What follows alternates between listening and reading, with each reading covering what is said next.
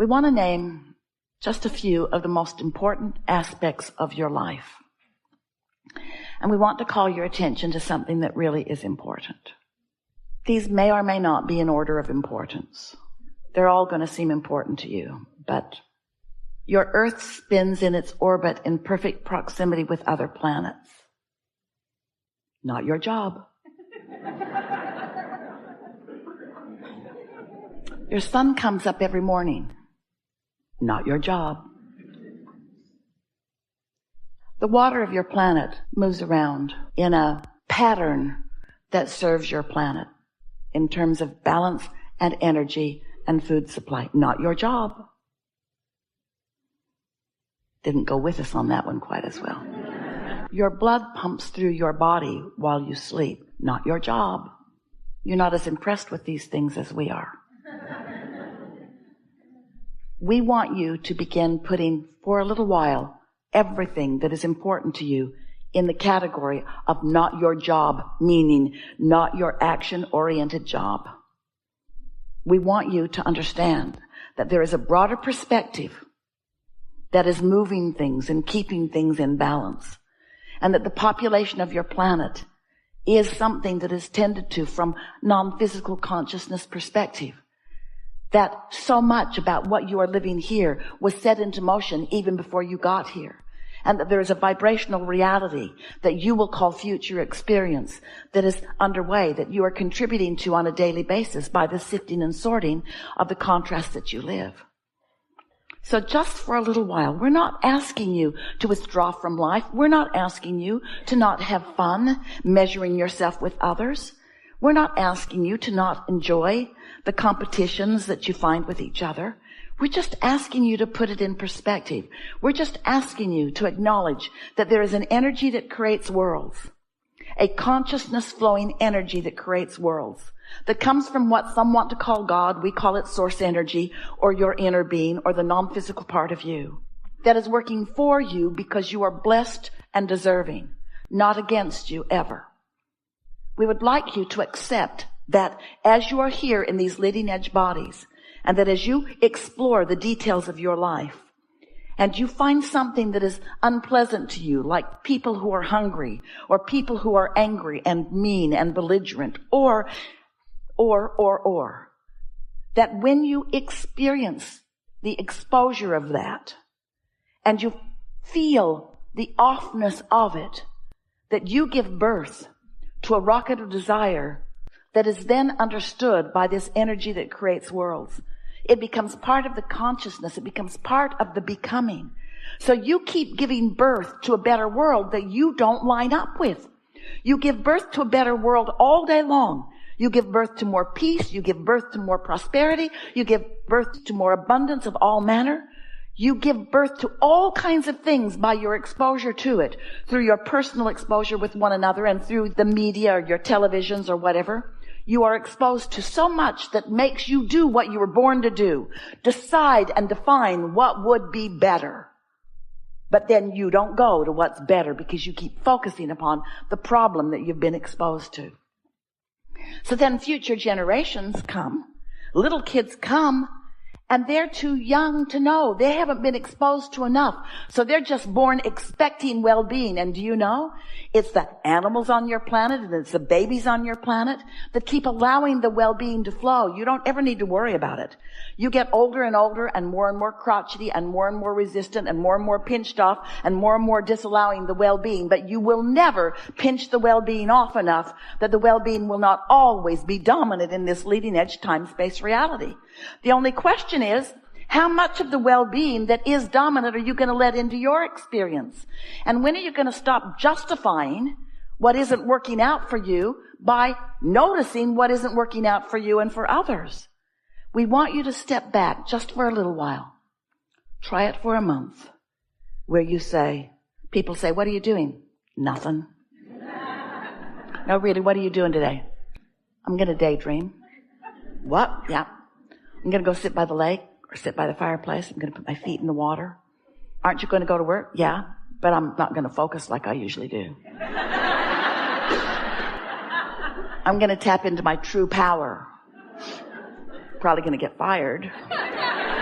No, I have enough reserves going. I can go through the motions of what they need from me while I dominantly daydream. I can daydream at night. I can daydream on the way to work. I can daydream on my lunch hour. I can daydream. My mind can wander into the good things of life. I can predominantly daydream. What are you doing? Nothing. You can't be doing nothing. No, really, I'm not going to do anything for a while. What? I'm not going to do anything for a while. Nothing? Hardly. I'll probably get dressed.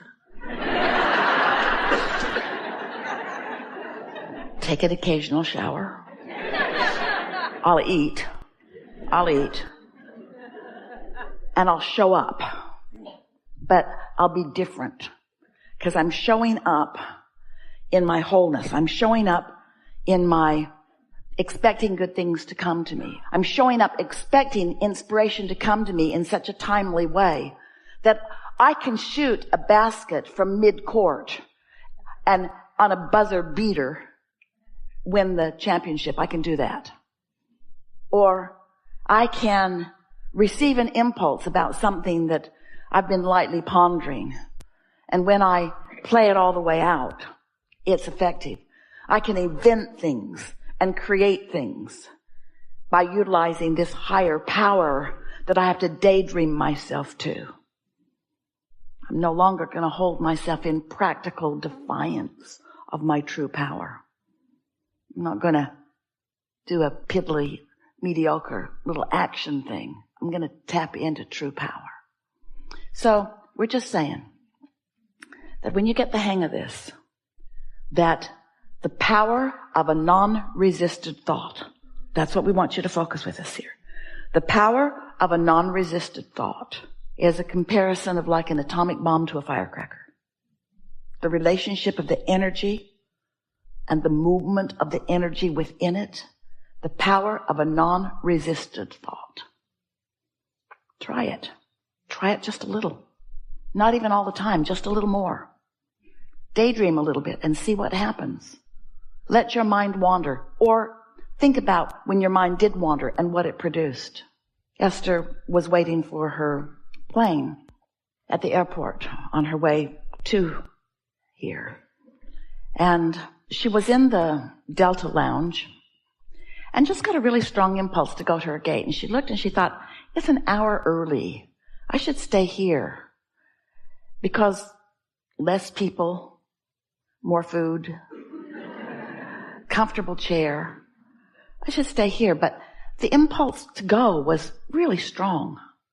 A good feeling impulse, like something better awaits you somewhere else. That feeling? Her practical mind couldn't figure it out because nobody wants to be at the gate instead of the first class lounge. But Esther did. Was strong. So she went down to the gate, found a seat, saw that her flight was on the board. It was the next flight coming. There was an airplane still there and another one still coming. So she was there really early. And then she thought, I should have a drink of water. My breath might be bad. And she thought, I should eat a breath mint. My breath might be bad. And then she thought, I should stand up. And then she thought, I should go over there. So she's just following these unimportant seeming impulses. And a woman turned around and said, Esther, oh my God. I knew I would meet you someday. I didn't know where or when. Esther said, me neither. All I know is that for the last hour, you've been calling me right here. You've been calling me right here and, see, my breath's good.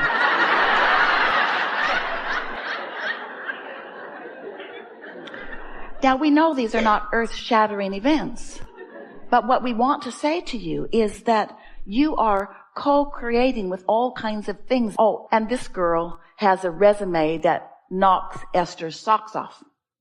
The last 5 things that Esther wrote on her daydreaming list are those kinds of things.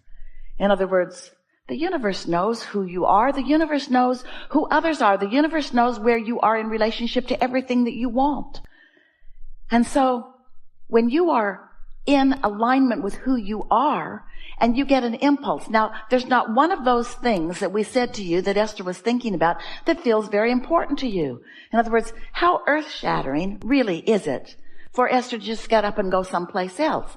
Not very. But isn't meeting someone a good thing? And isn't timing of that a good thing? And isn't co-creating a good thing? And isn't that how the world goes round?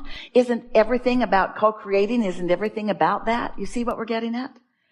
And how do you know if you are not accustomed to doing what you want to do? You see, we've been working with Esther a long time. We're trying to convince her every day to do what feels best to her, not to do the most practical thing or the thing that in other words, what's more practical? To stay here or go there? What difference does it make? Follow your impulse. Follow your impulse. Accept that there is someone upstream from you with a broader point of view that knows everything that you intend, that knows everything that's in your vortex, and knows, here it is, what the path of least resistance is to get you to where you want to be. But it's not path of least resistance just to get you from some place to another place. It's path of least resistance to give you the most fun along the way. You see what we're getting at? Now, the big payoff for Esther was when the woman turned around and said, Esther? And Esther thought, so that's what this has all been about. In that moment, she knew. In that moment, all these random, sort of weird impulses that she followed, then there was the big payoff. Was it a big payoff to walk to the gate? Not such a big payoff. Was it a big payoff to have a drink of water? Not such a big payoff. Was it a big payoff to eat a breath mint? Not such a big payoff. Was it a big payoff to understand why all that had come about? Yeah, that was a big payoff. Don't you like knowing that you're being guided? Now, you would like this story a whole lot better if this was the story we told you. Esther woke up one morning, couldn't wait to get down to the liquor store.